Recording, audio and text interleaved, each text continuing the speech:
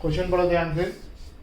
Mahindra Limited issued 20,000 shares of 10 each payable as follows: application पे 2, allotment पे 3, first call पे 2, second call पे 3, total 10 हो रहा है, यानी इशू प्राइस 10 है। दूसरी बात बताइए कि all share were subscribe for, यानी 20,000 शेयर्स हमने इशू करे थे, 20,000 शेयर्स की एप्लीकेशन आ गई, फुल सब्सक्रिप्शन कहते हैं इसको। फिर बता रखा है कि इस बार डेट भी है क्वेश्चन में, एप्लीकेशन 2 की है, अलॉटमेंट 3 की, फर्स्ट कॉल 2 की है और सेकंड कॉल 3 की है। टोटल चेक कर लो, 10 आ रहा है। All these shares were subscribed and the amount received except for X holding 500 shares. Holding 500 shares paid both calls with allotment. उसने allotment के साथ फर्स्ट और सेकंड कॉल दोनों दे दी। यानी कितने रुपए दे दिए? फर्स्ट और सेकंड के मिलाकर हुए 5 रुपए और 500 शेयर्स है, यानी 2500 रुपीज दे दिए। अगर आपको आगे एंट्रीज के लिए आसान करना है तो इनकी अमाउंट भी यहाँ लिख दो, 1000 और 1500, ऐसे लिखकर फिर जोड़ के भी ले सकते हो। उसके बाद क्वेश्चन में बताया है कि वाई जिसके पास 800 शेयर्स हैं और उसने सेकंड कॉल का पैसा फर्स्ट कॉल के साथ दे दिया। यहां पर सेकंड कॉल का पैसा आ गया। सेकंड कॉल का पैसा कितना होगा इसका? 2400, जो इसने यहां दे दिया। चाहे तो खाली नंबर मत लिखो, यहाँ पे खाली सेकंड कॉल लिख दो, यहाँ फर्स्ट प्लस सेकंड लिख दो, नंबर मत लिखो, ये भी एक तरीका है। आप नंबर ना लिखें, सिर्फ यहाँ पे कॉल का वहां पे अमाउंट लिख दे और यहाँ पर कॉल का नंबर डाल दे, ताकि जब एंट्री करें तो हम अमाउंट वहां से दे सकें कि क्या एडवांस में आया।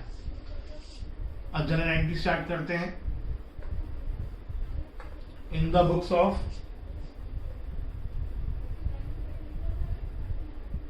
Mahindra limited,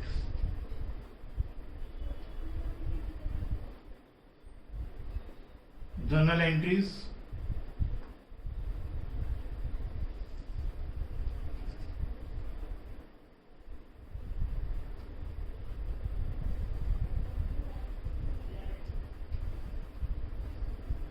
date, particulars, LF, debit amount, credit amount. Start करते हैं। सबसे पहले एप्लीकेशन मनी रिसीव होगा, bank account debit to share application account. कितने शेयर हैं? 20,000। एप्लीकेशन मनी कितने का है? 2 रुपीज का। यहाँ कुछ भी नहीं है, नॉर्मल है, तो सिंपली अमाउंट आ जाएगी 40,000। Being application money received. फिर अगली एंट्री एप्लीकेशन मनी को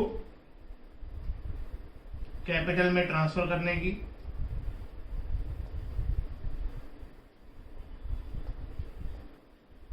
टेबल को फॉलो करें। कई बच्चों ने होमवर्क में टेबल में तो लिखा है प्रीमियम है, लेकिन एंट्रीज में प्रीमियम नहीं लिखा हुआ, तो ये ध्यान रखें। Being application money transfer to capital, share capital. अब अलॉटमेंट ड्यू करेंगे। अलॉटमेंट में ज्यादातर प्रीमियम होता है, एक नया डाल लिया करो। शेयर अलॉटमेंट अकाउंट डेबिट, और इस क्वेश्चन में प्रीमियम नहीं है तो simply to share capital account.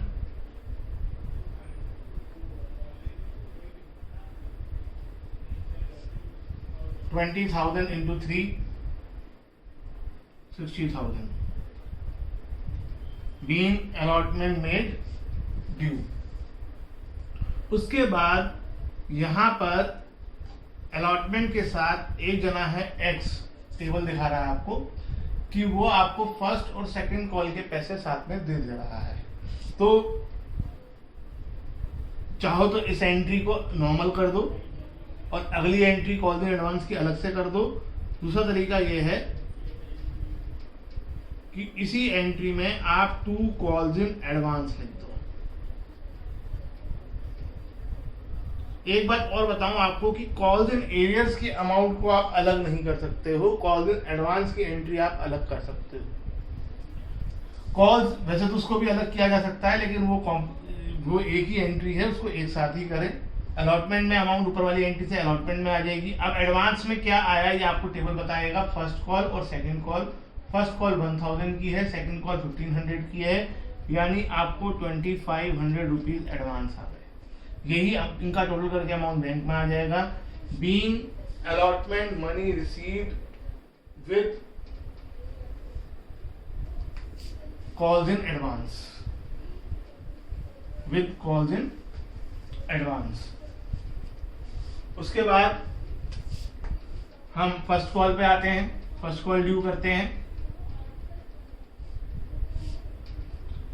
Share first call account debit to share capital.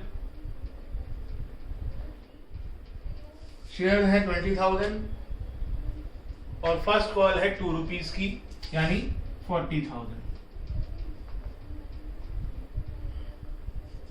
Being first call made due. अब अगली एंट्री बहुत इंपॉर्टेंट है। अगली एंट्री में दो सिचुएशन है। एक एक्स जिसने 1000 रुपये पहले ही दे दिए थे अलॉटमेंट के साथ, और एक वाई जो आपको सेकंड कॉल के पैसे अभी दे रहा है। तो क्योंकि पहले हम एक्स की बात कर लेते हैं, क्योंकि एक्स अब हमें पैसे नहीं देगा, और जब उसने पैसे दिए थे हमने कॉल्स इन एडवांस में डाल दिए थे, तो एक्स के लिए calls in advance account debit हो जाएगा, क्योंकि तब क्रेडिट किया था, टू शेयर फर्स्ट कॉल। और एक पर्सन वाई है जो हमें सेकंड कॉल के पैसे भी दे रहा है, तो उसके लिए calls in advance account credit हो जाएगा। अब ये थोड़ा अलग चल रहा है, एक ही अकाउंट डेबिट हो रहा है, एक ही अकाउंट क्रेडिट हो रहा है, और इनको हम आपस में एडजस्ट करके भी नहीं ले सकते हैं, क्योंकि ये कॉल इन एडवांस एक्स को रिप्रेजेंट कर रहा है और ये वाला एडवांस वाई को रिप्रेजेंट कर रहा है। तो अब अमाउंट कैसे आएगी, बहुत ध्यान से। पहले शेयर फर्स्ट कॉल में अमाउंट लिखो ऊपर वाली एंट्री से, फिर ये कॉल इन एडवांस क्यों लिखा हमने, ये हमने इसलिए लिखा है क्योंकि वाई एडवांस में पैसे दे रहा है सेकंड कॉल के, कितने, 2400। ये कॉल इन एडवांस क्यों लिखा हमने, ये कॉल इन एडवांस जो डेबिट किया है ये हमने एक्स के लिए लिखा है, क्योंकि एक्स ये 1000 रुपीज लास्ट कॉल के साथ दे चुका था, तो ये 1000 रुपीज ये वाले जो हमने यहाँ लिखे हैं वो यहाँ पर आ जाएंगे, और बैलेंस करके अमाउंट बैंक में आ जाएगी। Being first call money received along with calls in advance, इसके बारे में लिखने की कोई जरूरत नहीं है। उसके बाद सेकंड कॉल ड्यू करो, और क्योंकि ये आखिरी कॉल है तो आपको share second and final call लिखना है।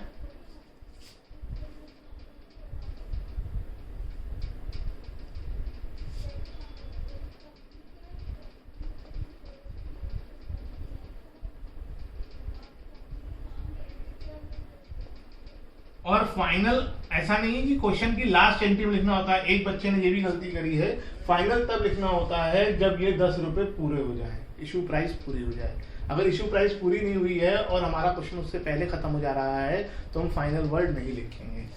20,000 into 3 60,000।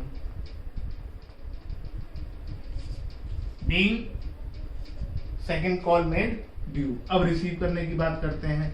रिसीव करने में एक्स आपको पैसे नहीं देगा सेकंड कॉल के, क्योंकि वो ऑलरेडी दे चुका है एडवांस में, तो एक्स के लिए कॉल्स इन एडवांस डेबिट हो जाएगा।